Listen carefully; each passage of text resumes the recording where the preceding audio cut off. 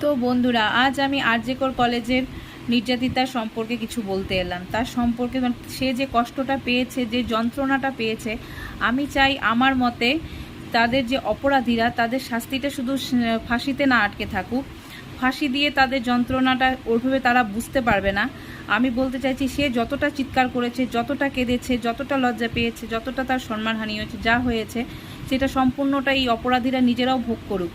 তাদেরকে সবার সামনে পুরো রাস্তায় জামা কাপড় সমস্ত খুলে ওদেরকেও সেই পরিস্থিতিতে সম্পূর্ণ রাস্তা হাঁটিয়ে সমস্ত জনতাকে একত্রিত করে কোনো এক ল্যাম্প পোস্টে বা কোথাও মাঝ রাস্তায় দাঁড় করিয়ে একটু একটু করে তিলে তিলে তিলে তিলে শেষ করতে হবে। সেই যন্ত্রণাটা যেন ওরাও ভোগে, ওদের মুখ থেকেও সেই চিৎকার, সেই যন্ত্রণা, সেই জ্বালাটা বের হয়, তবে না বুঝতে পারবে যে যন্ত্রণাটা কী, তবে গিয়ে তার আত্মার শান্তি পাবে। আমি তা মনে করে থাকছি। আমার কথার সঙ্গে যদি তোমরা একমত হয়ে থাকো তো প্লিজ তোমরা লাইক এবং কমেন্টের মাধ্যমে জানিও তোমরাও এটা চাও কি না।